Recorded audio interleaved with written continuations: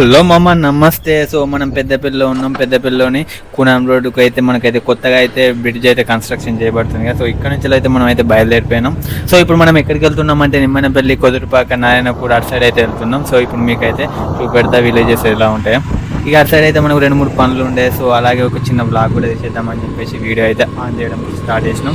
So ఇదైతే మనం అయితే చూడొచ్చు కమాను, నిమ్మనపల్లి కమాన్. ఇది వీడియోని చూసిన వాళ్ళు ఖచ్చితంగా ఒక లైక్ అయితే వేసుకోండి మామ, వీడియో ఎక్కువ మందికి రీచ్ అయింది. సో ఇప్పుడు వచ్చేసి మనకు కొదురుపాక, ఇది కొదురుపాక విలేజ్ అందరికి తెలిసే ఉంటుంది. సో ఈ విలేజ్కి 3 పక్కల అయితే గుట్టలు, కొండలు ఉంటాయి. సో అందుకే ఇక్కడ 3:30కే మనకి ఇక్కడ చీకటి అయితే అయిపోద్ది. మనం అయితే కూడా సో మనం కొదురుపాక లోపలికి అయితే విలేజెస్ లోపలికి అయితే వెళ్ళలేదు. సో ఇక్కడ మనం ఏంటంటే నారాయణపూర్ సైడ్ రూట్లో అయితే వెళ్తున్నాం. ఇక ప్రజెంట్ మనం ఇప్పుడైతే మనం లొకేషన్ అయితే చూస్తే మాత్రం అదిరిపోయింది కదా. పచ్చని పొలాలు, కొండలు, గుట్టలు బాగుంది. ఈ రోజు అయితే వెదర్ కూడా చాలా బాగుంది. అంటే బాగా ఎండగా ఏం లేదు.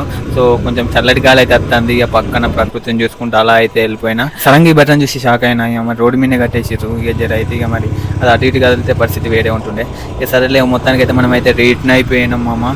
ఇక దారిలో మనకైతే ఈతకాయలు కనబడ్డాయి. ఇంతకుముందు వచ్చేటప్పుడు నాకు ఈత చెట్టుకు ఈతకాయలు కనబడ్డాయి. సో అవి రిటర్న్లో తిందాం అనుకున్నా.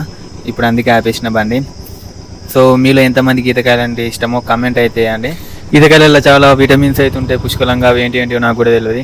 సో ఇక మనకి ఎండకు కూడా డిహైడ్రేట్ అవుతామని ఇక నేను వచ్చేటప్పుడు వాటర్ బాటిల్ కూడా తెచ్చుకొచ్చుకున్నా, చిల్లు వాటర్ బాటిల్. ఇక పక్కన చెట్లకి ఇంకా ఎక్కువ ఉన్నాయి కానీ అది ఎక్కువ హైట్లో ఉన్నాయి. సో అవి మనకి ఎట్లాగో అందాయని చెప్పేసి ఇక దీన్నే తగులుకున్నా.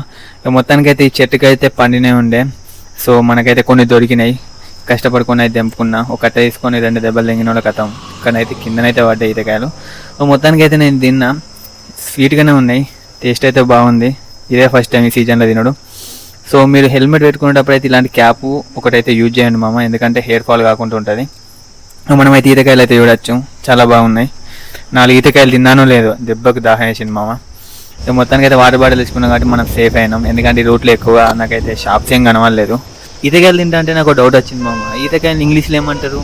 ఈత అంటేనేమో స్విమ్మింగ్, అంటే స్విమ్మింగ్ ఫ్రూట్ అని అంటారా? నీకు తెలిస్తే ఖచ్చితంగా కామెంట్ చేయమమ్మా, నాకైతే తెలియదు. ఇటు సైడ్ ఈతకాయలు కూడా చాలానే ఉన్నది. రోడ్ సైడ్ పెట్టేసి అమ్మేస్తారు. హెల్మెట్ తీయడంతోనే మనకైతే ఎండ అయితే ఒకటేసారి బాగా కొట్టినట్టు అనిపించింది మా కళ్ళకి. ఎందుకంటే మన హెల్మెట్కి వచ్చేసి మెర్కరీ వైజర్ అనేది ఉన్నది కదా.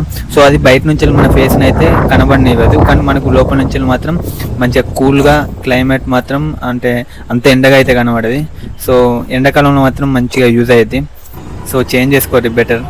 ఇక ఫైనల్గా నేను ఏం చేసిన అంటే ఈతకాయలు తింటే దాహం ఎత్తానని చెప్పేసి వాటర్ మిలన్ తిందామని చెప్పేసి పెద్ద వాటర్ మిలన్ తీసుకొని ఇంటికి వెళ్ళిపోవడం అయితే జరిగింది. ఉంటా మరి. వీడియో నచ్చితే లైక్ చేయండి, షేర్ చేయండి. Bye bye.